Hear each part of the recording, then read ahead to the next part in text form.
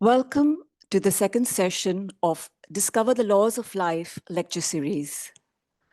Today's session, titled Stress Free Success Productivity with Peace, is being facilitated by an alumnus of Vedanta Academy.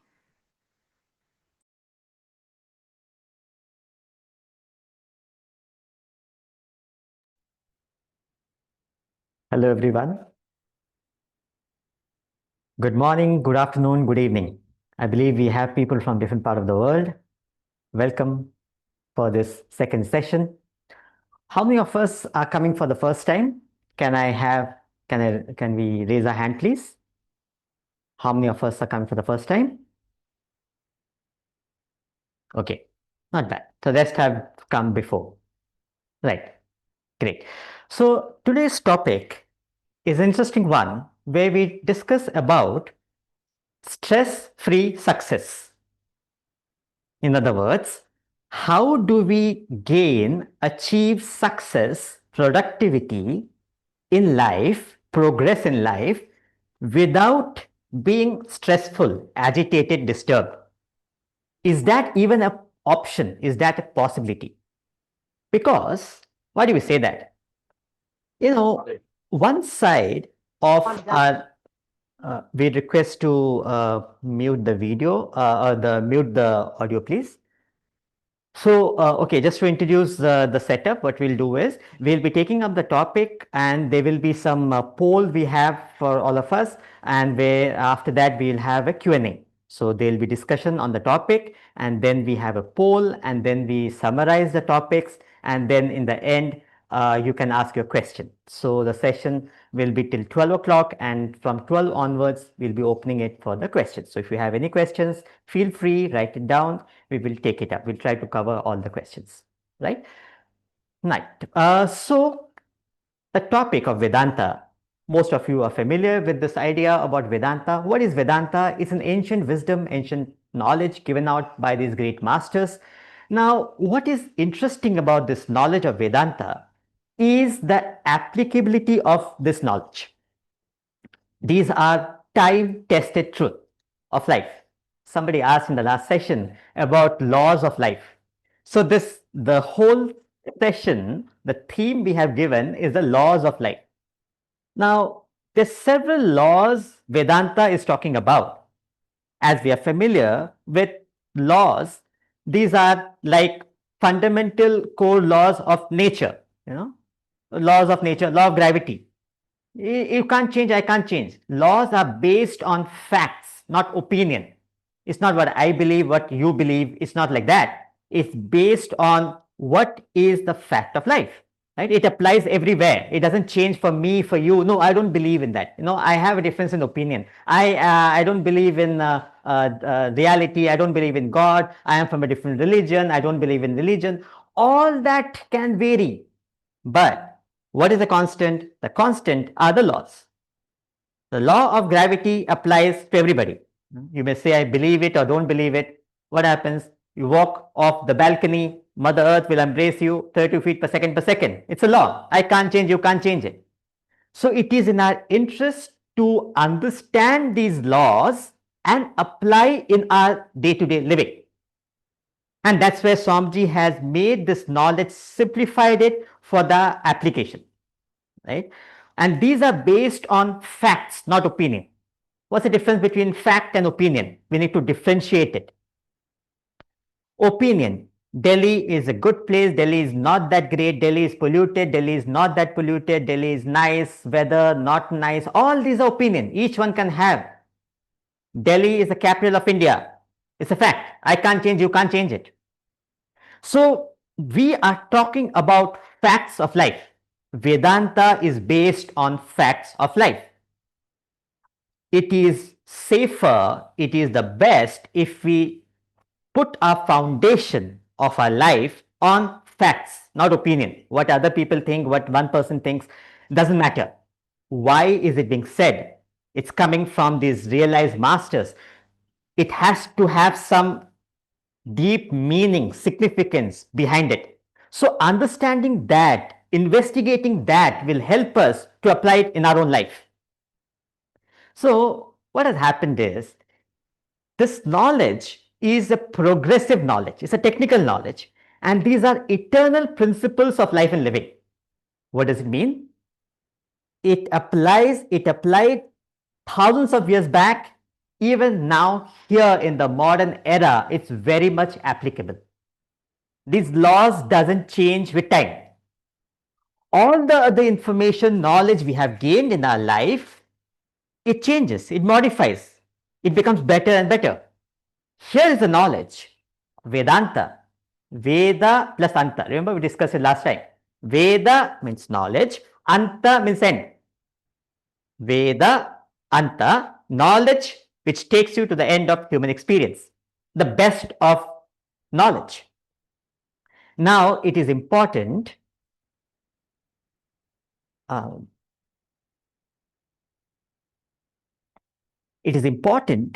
to understand these laws of life and apply it.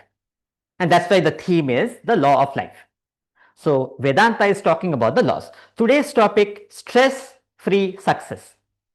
So observation. What are the observations we go with?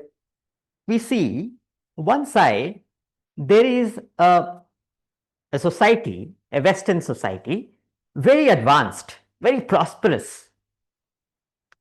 But in their own admission, what they have lost in that bargain is the peace of mind.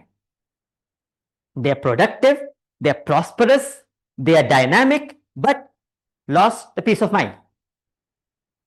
Here in the remote places in India, if you go, they are relatively happy, they are very nice, they are cheerful, all that is there. But what they have lost? They don't have prosperity. So one side we have prosperous but not peaceful. The other side, they are peaceful, relatively peaceful. They are happy, cheerful, okay with whatever they have, no further desires and all those things. But there is no prosperity, there is no dynamism. Basic facilities are not there. Now the question comes, is it even possible to combine both dynamism plus peace? In our own observation, like we said, fact and opinion, in our own opinion, we will see that, you know what, sir, if I go to a place, if I leave my job for a weekend or a vacation, if I go with my family, with my friends, I enjoy. I am very peaceful. I cut off, switch off, I don't have any mobile network. I'm very peaceful. I'm happy. Whereas when I get into action, when I have to work, I have to do stuff, I get agitated. I get disturbed.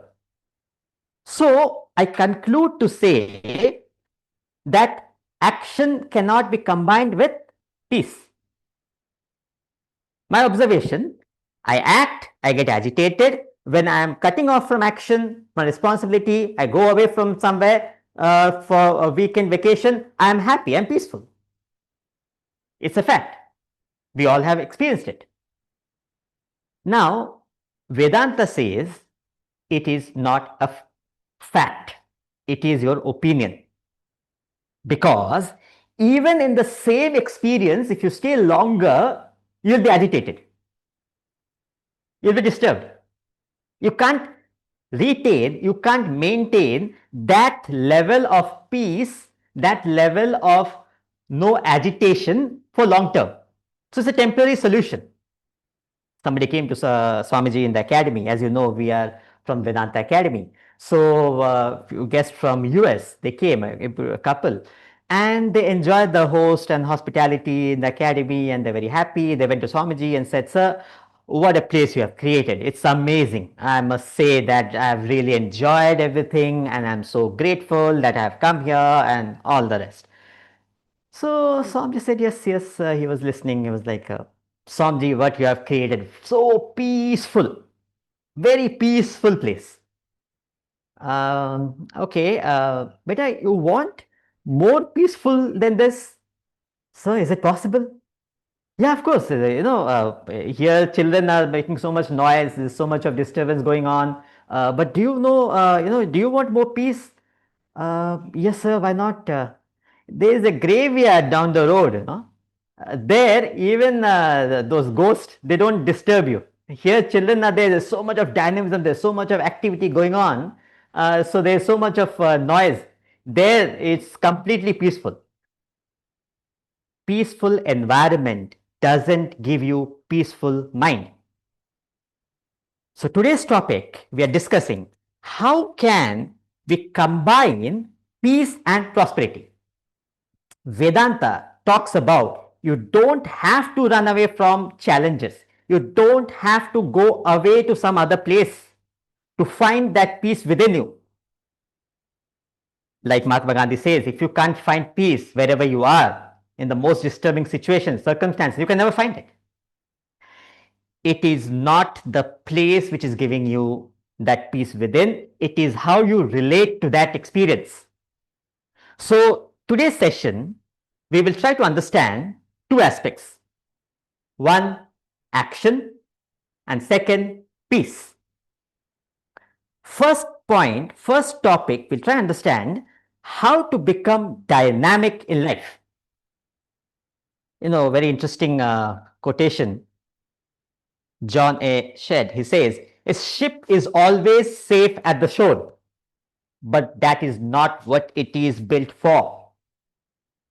A ship is always safe at the shore, but that is not what it is built for. Human beings as we are designed to face challenges, face the world, take it head on. That is what is important. It is required. It's not running away from challenge. Any fool can run away. How long can we keep running? Last session we discussed. How long can you keep changing the world? You can't. There's a limitation to it. Somewhere down the line you say that, it's not happening. I tried everything. It's not going well. So, a ship is always safe at the shore, but that is not what it is built for. So, it is important that we learn the technique of right action.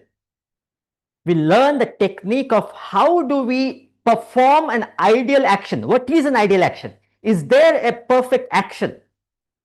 So, we will be going to the slide. It's a very interesting thought of what are the components, what makes an ideal action. You can make a note for yourself. These are useful thoughts. An ideal action has two aspects to it. Any action to be called as an ideal action, it should generate energy. The second point is it avoid dissipation. Simply put, what is the test? If an action is disturbing me, it is not ideal. It's not right. It's not evolutionary. It's not productive. There's nothing like running away from action. Swamiji says, work can never tire you. You can never get tired because of work. We say that, I have more responsibility, so I am tired. No. It's not the work which is tiring you. It is your relationship with the work. Since I do not know how to relate with work, I get tired, disturbed, agitated. I lose my peace of mind. Yes, but that's not a fact. It's not because of work. It is because of my wrong relationship with work. If I am performing right action, it will generate energy. I'll be motivated to do things. There's nothing like retirement. Die with the boots on. There's nothing like running away from responsibility. That's not the way to handle things. But face it, take it in your stride. You want to do it. That attitude in life is what you gain with this knowledge of Vedanta. So, how do you generate energy? How do you go about in working out your potential? You optimize yourself. So, before we get into that, I am assuming that everybody remembers the last slide. Last time we did the slide about the body, mind, and the intellect. Right? It is the basic slide we did. I'll do it in the next part of the session. Here I'm just explaining. There's a physical body which performs action. We did it in last time. Physical body merely performs action. By itself it cannot act. It needs something to drive the body to act. It is either the mind, feelings, emotions, likes and dislikes, or the intellect, buddhi. ability to think, reason, judge, decide. This is the basic we have covered last time. We'll be covering in the next point, next topic. Now, we're talking about how do you optimize your potential. So you have to optimize it at all the level of your personality. What do you do at the level of your physical body? How do you operate at the level of the mind? And how do you operate at the level of the intellect? So an ideal action has three components. Two aspects: generate energy, avoid dissipation, and three components. One is at the level of the body, you work dynamically. What does it mean? Let the body act dynamic. You be dynamic in life. Simply means when the bell rings, the doorbell, just jump and open it. If the phone rings, nowadays we have mobile, olden days we have this landlines. Just go and pick it up. You want water, go and drink it. I have seen a family where I was a host, and that person is actually thinking of having water because nobody there to give him water. What's going on? Being dynamic at the physical level, do what you ought to do. That attitude in life, doing whatever ought to be done, never procrastinate, never delay, do it now here. That ability to take on to action immediately, get on, move on, that is at the physical level. You're not leaving it to others. You're not depending on others to do the work. No, let me do it. That attitude. There's a saying, intense work is rest. Intense work is rest. Swami Ramatirtha, one of the great saints, somebody asked him in the US, "Sir, what is rest?" He said, intense work is rest. When you are dynamic, when you are going for doing whatever has to be done, that is restful state of your personality. That's what he says. So when you are able to pull it off, the other side, why is he saying that? Because what drags you from action is your own selfishness. I don't want to do it. Why? Because somebody else will do it. Why should I do it? No, I need to do it. Why complicating things? If I can do it, if I have time, just do it. I can't do it now. Okay, be clear, straightforward. We complicate things. Confucius, Chinese philosopher, says life is simple. We intend to complicate it. Life is simple. We intend to complicate it. Simply complicating. Whatever has to be done, do it. Why hesitate it? That attitude is against generating energy. That drags you, that tires you, that bores you. You get into depression, you get into monotony because you don't want to put effort, you don't want to act. Whereas Vedanta says, first thing is start acting. Do we realize if we don't act, even to survive, we need to function, we need to act. Otherwise, the body will stop acting, to stop functioning. Basic functions. So the first point, it is important that we be a dynamic in life. Second point, at the level of the mind, how do we handle the mind? How does it generate energy? Why do we get tired? What generates energy is to surrender the mind to an ideal, a goal, a purpose in life, a higher purpose. What's the ideal? An ideal is beyond selfish, self-centered interest. A goal, a interest beyond me. What am I going to get out of it? Doesn't matter. What can I do? How can I add value to others? What can I do for others? That attitude in life. So that's a difference. Life without a goal, you go on in a circle. You keep on going again and again the same thing. That becomes monotonous. That becomes boring. That becomes tiring. You don't want to do it. You are wondering why you're doing it. You have no motivation in doing it. Whereas, if you have a higher ideal, higher goal, higher purpose, It is like a spiral. I like this picture because it is X and Y, both axes. There is a growth in the personality. You are increasing, you're growing as a person. So because you have a higher goal, a higher purpose, a higher ideal in life, it helps you to progress in life. Remember, we discussed in last class, what is upgrade? What do you mean by upgrade? All of us, we keep upgrading our devices. Have we upgraded, discussed, or thought of considering to upgrade ourselves, our personality? Upgrade defines, we discussed, we said that upgrade means better performance, better efficiency, better battery life. We have grown up physically. Do we have a better ability to face the world? Question ourselves. Do we have more stamina to face it? Question it. Are we less agitated? Question mark. That defines upgrade. If I am able to be more peaceful, more sorted, more clear in my life, that defines my growth.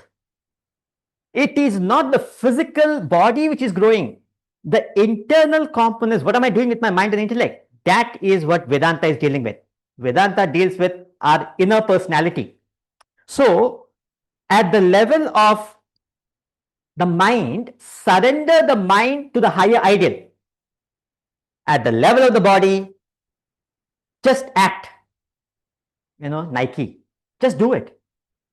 Don't complicate. Just do it. Whatever has to be done, do it. Whatever you believe in, whatever you want to do, just do it. Don't leave it for later. Second, at the level of the mind, surrender the mind to the higher ideal, higher purpose, higher goal. At the level of the intellect, focus on that ideal.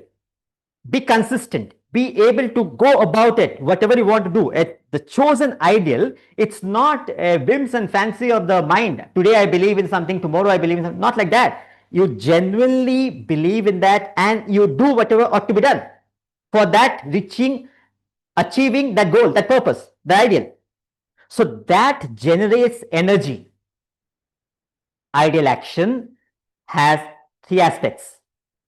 First, at the physical body, you need to perform action, be dynamic.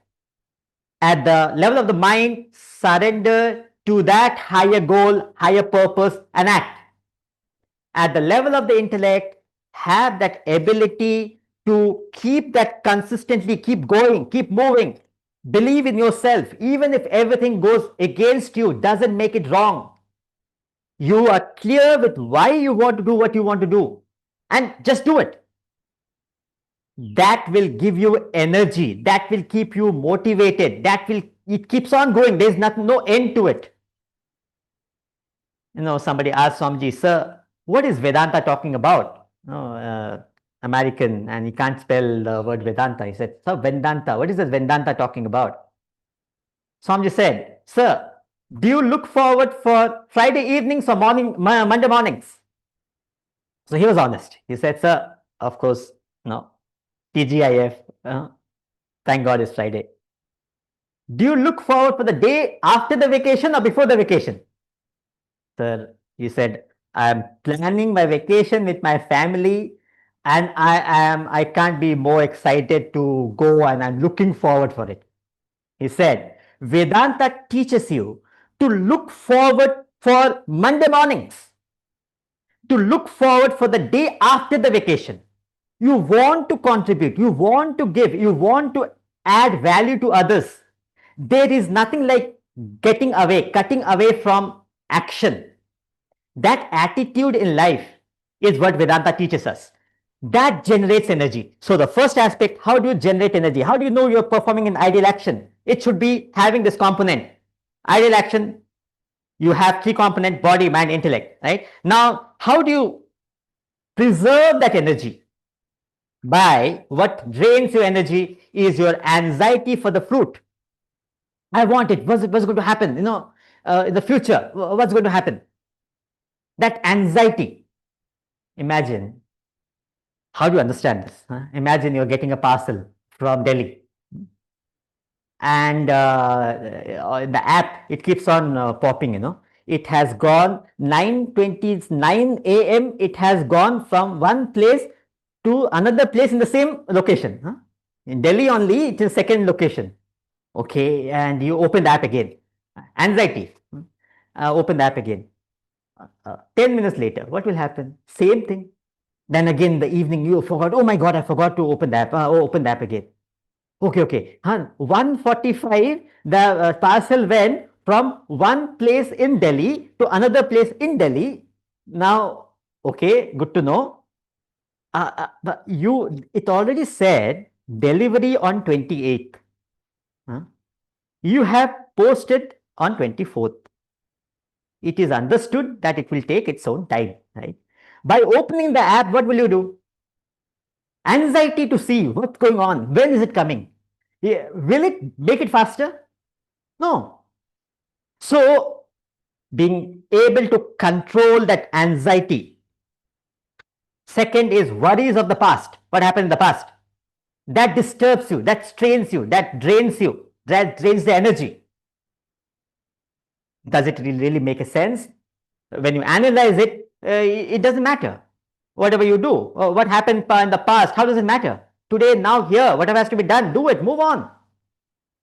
And the third is excitement of the present. Highly excited. No, oh my God, I have to do this. Oh, I have been given, I have to do that excitement drains your energy. So an ideal action, a perfect action, has no anxiety for the fruit. You merely perform the best of your ability. No prefix, no suffix. Nothing you expect from it. Then why will you do it? Because you ought to do. You know it is something which has to be done. Do it. No worries of the past. Doesn't matter what happened in the past. Just do it. Keep on performing the best of your ability. Now here, there will be so many factors in the past because of which you did something different. How does it matter? It is nowhere relevant. You analyze with your intellect and you cut off your past, you cut off your future, and even in the present, you may be highly excited. That drains again your energy. It's not ideal action. You cut off that excitement and say, I do what ought to be done. Millions of people are working. How does it matter? Each one is doing whatever they can do. How does it matter what I do? So that I is not highlighted. When I am doing it, then the excitement comes in. Oh my God, I have to do it. When you dilute it and understand it in real state, okay, whatever has to be done, just do it. You're able to be in control of your excitement, right? That's the ideal action. Now, how do you know that you're performing right action? We're still in the topic of action. Okay? How do you know that you're performing right action? By questioning yourself, what am I doing it for? Am I doing it to get something out of the action, or I genuinely believe in doing something for others? How can I help? How can I add value? Whatever your thoughts are, I genuinely believe in that and I do it. Versus, I am doing it for a reason. There's a condition applied. Very interesting. The pictures, if you see, a mother taking care of a child versus a nurse taking care of a child. What's the difference? A mother, is she looking after the child because of a condition, reason? Will there's a big debate going on. How many hours of work? 70 hours in a week, 80 hours in a week. How can you say that many hours? No, no, no. We have a family time. Does the mother say that, I should not be working these many hours? Does the mother write down all the note? You know what? On 13th of August, you made me work for 18 hours. On 19th of August, you know what? You woke me up in the middle of the night. You didn't let me sleep. Huh? Does the mother does that? No. It is working is for her own child. A nurse does that. Nurse is counting the number of hours. Sir, ma'am, you're giving me payment. I have done extra work, so give me money. She's doing for something extra, something different. So the attitude in that action is different. Even a nurse can be doing with that dedication. It's possible, but most cases it is for some perks. In the office, you're working with an idea, something you are inspired by. So versus you're working for a perk. What am I getting out of it? Incentive versus initiative. Technically, we call it, what am I working for? Initiative or incentive? The difference in this is initiative versus incentive. Difference is, in the case of initiative, there's an ideal, there's a goal, a higher purpose. In the case of incentive, there's a selfish motive. What am I getting out of that? In the case of initiative, you're enthusiastic, you're cheerful, you're motivated. Incentive, tiresome, boredom. I don't know, what am I doing? Why am I doing? Is it necessary? Do I have to do it? Dragging every day morning. Sir, is a sorrow, suffering as if we are going to a funeral. Where are you going? Office. Sir, I'm going to the office. So go happily, man. Why are you crying? It's okay. No, we lost that cheer. We lost that laughter in our life. So serious. Tiresome boredom when you're working for incentive. Very selfish motive in it. Spirit of service and sacrifice comes in when you're working for with initiative. You want to help. You want to come up with an idea to help the society, to reach out to more people, benefit the people. And this comes with personal reward. What am I getting? Always the count is how much I'm getting. What am I getting out of it? Initiative, there's a long-term benefit. Here, it is a short-term gain. You get it, but it doesn't sustain. How much can you make? It's petty. But when it's sustainable, it stays with you. People will come to you because you have the talent, you have the ability, you have a sharper intellect. You're working with that initiative. Wherever you go, you are helpful. Your optimum work output, you're able to perform in the case of initiative. And incentive, you lose your productivity.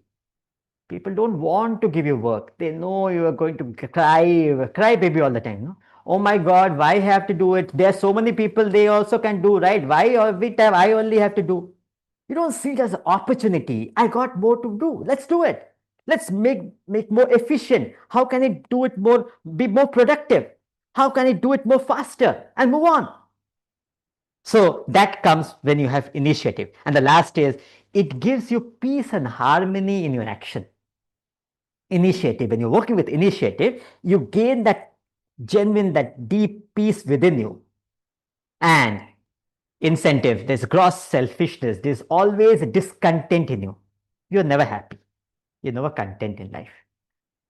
Now, what is the practical application of this law, of this goal? So first we discussed about the ideal action.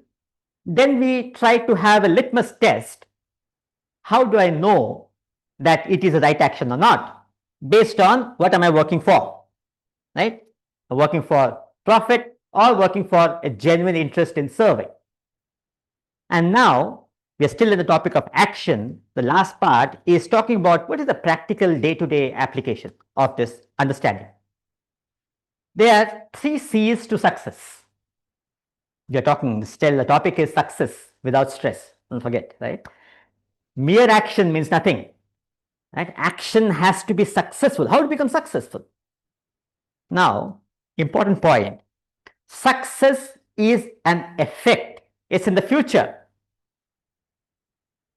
You have to perform right action in the present. Right? You can't gain success without action. It can't just suddenly come. You may see it sudden, but there's a lot gone in the background, which we don't see. So success is an effect, not a cause. So what is the cause? Cause is right action. And we are defining, we are making it simpler for practical application. What are the 3 C's for success? The first is concentration. We are familiar with the fundamental, the body, the mind, and intellect. What is concentration? Intellect holding the mind in the present action without allowing it to slip into the past worries or the future anxiety. Then you are concentrating. I'm defining it. It's there on the screen. Intellect holds the mind, keeps the mind in the present action without allowing the mind to slip into the past worry or the future anxiety. Then you are concentrating, not otherwise. So the first C for success, for productivity, for optimizing your action is being able to concentrate in whatever you do. You're able to focus. You have chosen a higher ideal. We discussed already. You have a higher goal, higher purpose. You're motivated. Now what? What are you doing about it? You are concentrating. You are focusing on the task in hand. That's the first C. Second is consistency of purpose. Not only that, we need to be consistent, we need to have a concentration in the task in hand. We need to be consistently performing it. Keep on doing the right action. Whatever you think is right, keep on doing it. What is consistency? An ability to direct all your actions towards the chosen ideal. That is consistency. You know, have anybody seen this chemical experiment, titration? All of us have gone through it, right? We have seen this in the lab. We may do it, we may not do it, that's a different point, but we all have seen this. Titration, what happens is there's a beaker which has a transparent liquid, and we have another chemical, acid most of the time. We start putting that inside the beaker, drop by drop, right? And then after some time, we used to record. Remember, we had the notebook and we had to record how many drops it took for it to turn. The color changes. After 10, 15 drops, suddenly the color changes in the beaker. Right? Simple experiment, titration. This is consistency of purpose. You don't get success overnight. For getting success, you have to work for it. You have to deserve it. You get what you deserve, not what you desire. So keep on putting that genuine action every day, even if everything is against you, nothing is supporting you, doesn't matter. Keep doing it. Keep putting that effort. And that ability is what people see as success. Suddenly the color change. Now, what is interesting is, in that change of color, it is a fact that the last drop changed the color, isn't it? The last drop which came to the beaker changed the color. But it is also a fact, it is not just that last drop. There were so many other, all the effort put together which made the difference, not just last action. So it is important to have that consistency of purpose. And the last is cooperative endeavor, having a cooperation with others, being able to have cooperative endeavor with one and all. An intellect maintains a true spirit of cooperation among one and all concerned. A genuine interest. We understand that I cannot achieve success. I can't achieve anything by myself. I need the cooperation from others. I need their bonding. So I need to identify, build it. It doesn't come naturally. Everybody starts supporting you. No, it doesn't work like that. It's a realistic ideal.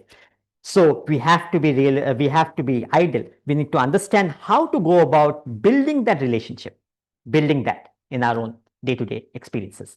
Now, this is to do with the action. Now, moving to stress. We discussed stress-free success. Remember, we talked about success. We talked about action. I'll summarize in the end. So now we're talking about peace. We said dynamism with peace. The first part we discussed about dynamism, action. How can you be dynamic in action? Successful. How do you maintain that peace of mind? What is stress? Stress is mental agitation created by unfulfilled desires. Now, what is important is stress is an internal state. Stress is not external. We don't have enough time. I have 18 minutes. I'll try and cover, but you will do good. Go back to the text. All that is given out by Swamiji. The systematic study is available for you to more investigate, go deeper into it. But the fact remains, stress is just a symptom. Please understand, stress is not the problem. It's a symptom of a problem. When you get fever, fever is not the problem. It's a symptom of a problem. Something more is going on in your body. It's not able to cope up, so you see symptoms. Fever. By merely taking out fever in your body doesn't mean that you solve the problem. Similarly, stress, if you have to solve it, how do you go about it? People say, go for a walk, go for a trek, go for... Now, that is not going to give you a sustainable long-term solution. You need to understand where is it coming from. And that's why I said it takes more time to understand it deeper. I'll just cover the points. You can reflect on it, and we will also take up questions. You can discuss more about it. So, first thing we need to do is understand the mind. So, we have gone through this body, mind, and intellect, right? I'm just repeating it for what is worth. Body merely performs action. Mind is nothing but emotions, feelings, likes and dislikes. And intellect is the ability to think, reason, judge, decide. This is the basic fundamental we need to know. Now, stress is an internal state of the mind. We said that. To understand that, we need to understand how the mind functions. We need to understand the mind. We are going deeper into the mind. Last week, we discussed about few aspects of the mind. If you remember, I'm just briefing, going through it. We said mind is like a child in us. Intellect is like an adult in us. Point to note in that is, its mind is innocent. It has no understanding of good and bad. It requires a constant supervision. That's the mind. Mind is not wrong. Child is not wrong. Child needs guidance from the adult, which is the intellect. Now, the second thing we discussed last week was mind is like a river flowing. Right? Now, intellect is the bank. What's the point of comparison? It has no direction, no dimension. Mind per se has no direction of its own. And second point of comparison, left on its own, it can be detrimental. Mind can destroy, can be destructive. Today, we'll take up two more thoughts to understand the mind. We say mind is like a monkey. What do you mean by that? It doesn't look like a monkey, please. It is like a monkey. Point of comparison, it has lot of energy. Remember, we discussed it last week also, that mind has lot of energy. It is like a monkey. It keeps on hopping from one place to the other place. It keeps on doing things. Right? It's fidgety. It's not ever in one place. So it has lot of energy. It is restless and fidgety. That's the nature of a monkey. Right? That is how everyone's mind works. This is how we need to understand the mind. Nothing wrong with the mind. We again going with the same theorem. And the next part is mind is like a fire.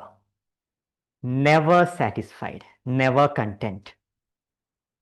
Always asking for more. Have you seen any sample of fire which said, thank you so much, I had it, enough?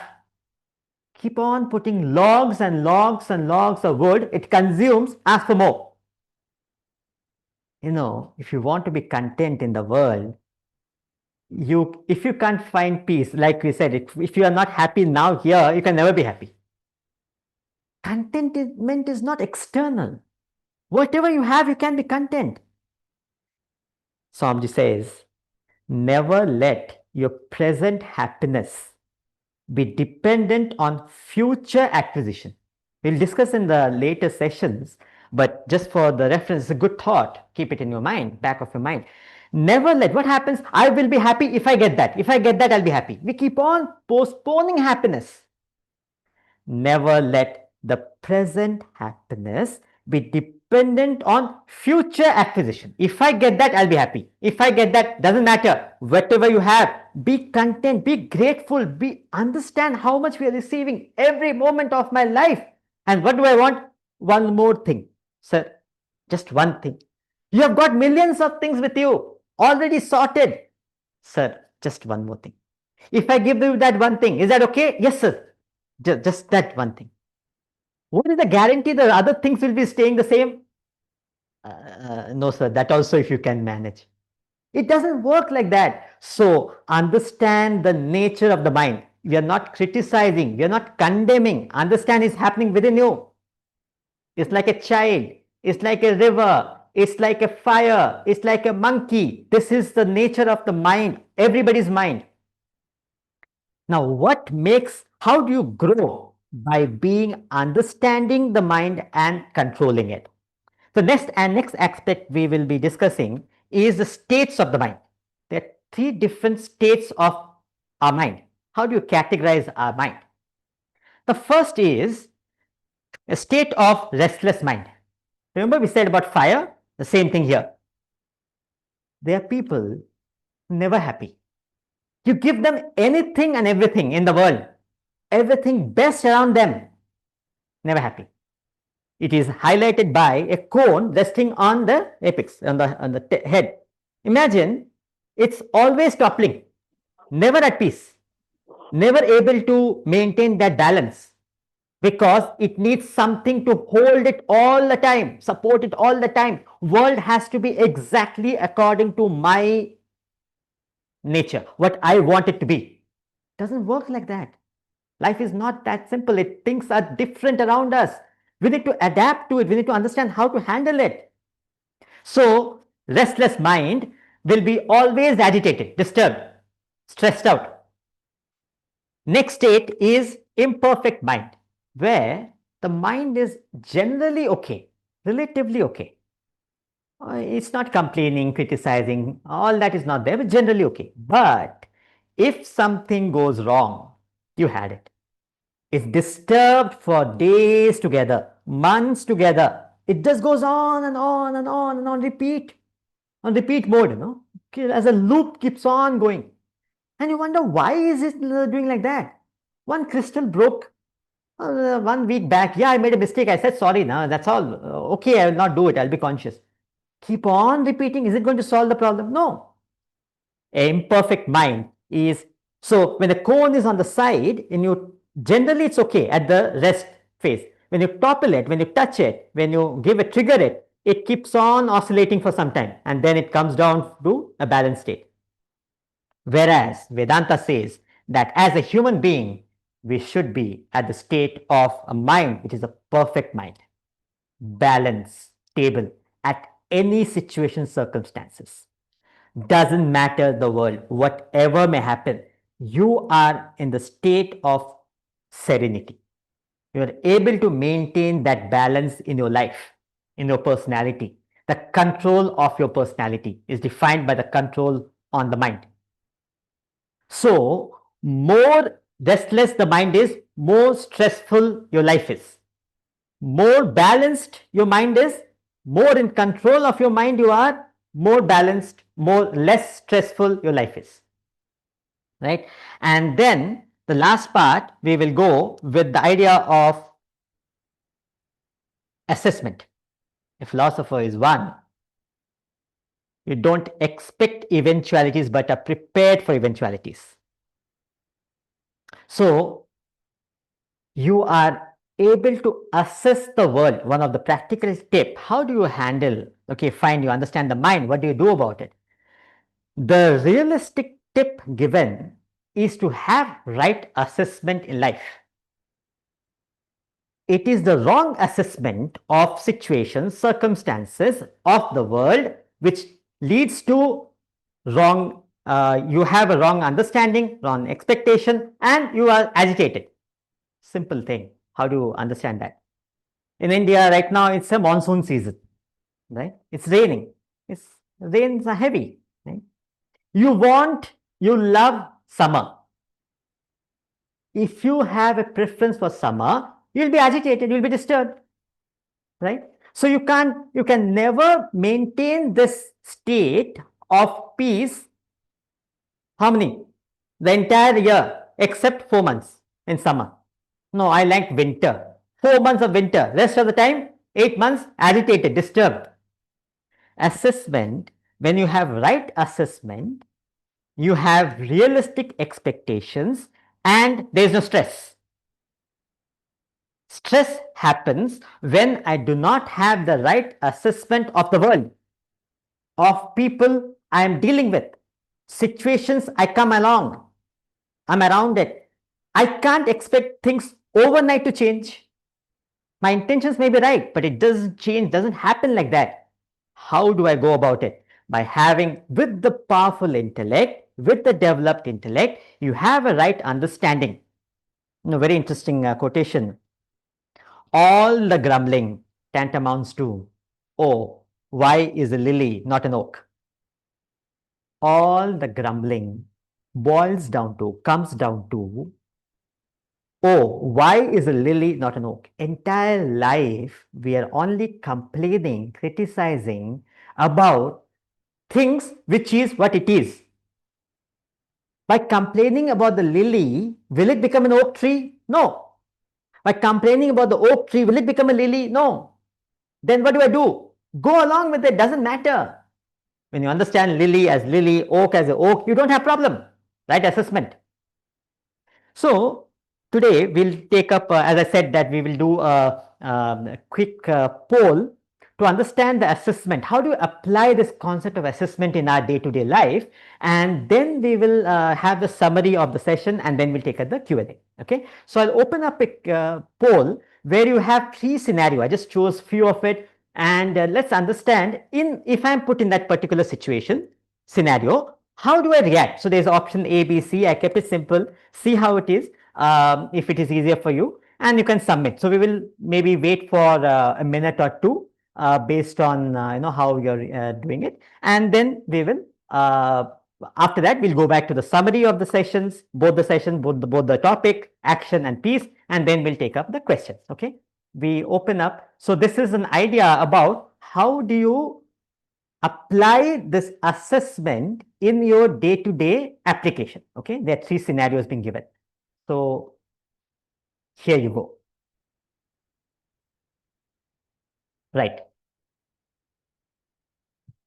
So the first question, you have a commuting chaos, then you have a vacation gone wrong, then you have a hosting guest just comes before expectation. How do you react? Okay.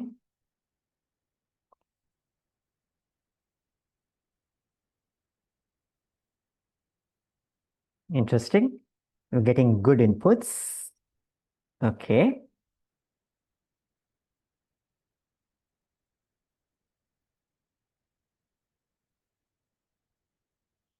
Hmm. All are calm and composed. I don't know why you are attending the session then. No stress in the crisis. Great. Somebody wants music in the background. Okay. Sorry, we don't have music in the background. Uh, okay, we'll wait for a few more seconds.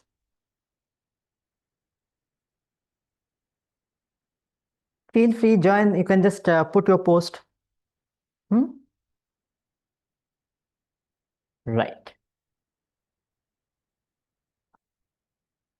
So you have a screen in front of you. The polls, you can just choose it. And 10 more seconds.